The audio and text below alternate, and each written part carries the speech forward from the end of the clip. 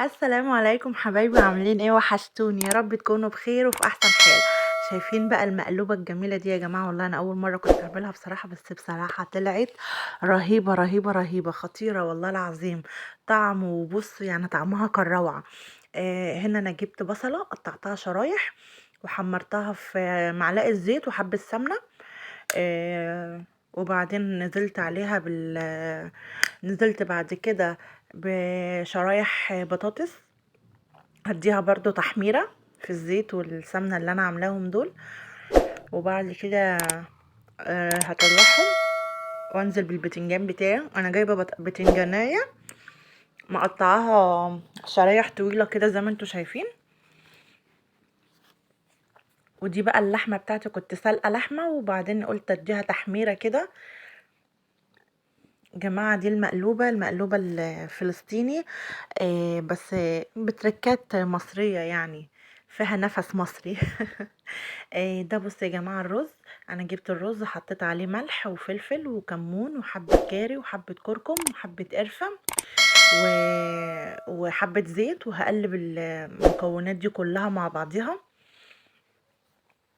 تمام كده. لو وصلتوا لحد هنا ما تنسوش تعملوا لي لايك وكومنت واشتراك لقناتي مطبخ نولي عشان يوصل لكم كل جديد. تمام. انا كده هقلب الرز كويس قوي عشان المكونات كلها تندمج مع بعضها كده. وبعد ما اقلب الرز هجيب بقى الحلة بتاعتي، هنزل بشرايح طماطم كنت مقطعاها، انزل بيها كده في الحلة ارصها. وبعد كده هنزل بالفلفل، كنت مقطعه فلفل كوبي وفلفل حراق، هنزل بيه كده برضو هرصه فوق الطماطم.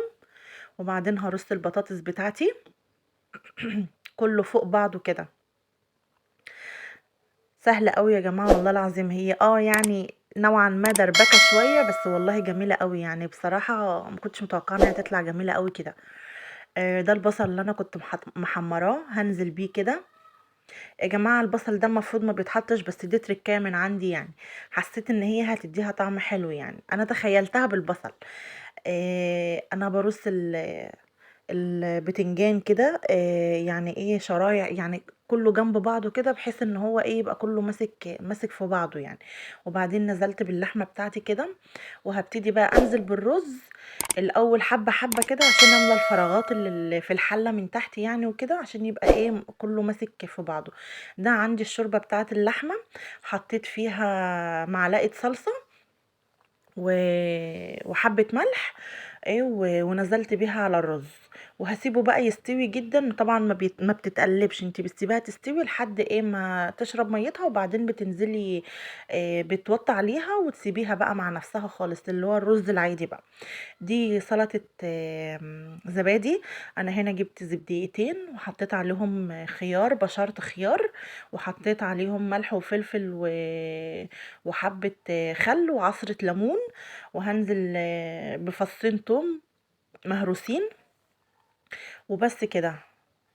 سلطة الزبادي يا جماعة كان طعمها خطير. هنا بقى كانت المقلوبة بتاعتي بقى خلصت. واو واو واو، اوعى وشك. بجد بجد كان طعمها تحفة. انا ما توقعتش ان هي تطلع مني حلوة قوي كده والله العظيم. طعم البتنجان مع الرز كان خطير قوي يا جماعة والله العظيم، انصحكم تجربوها. سلام.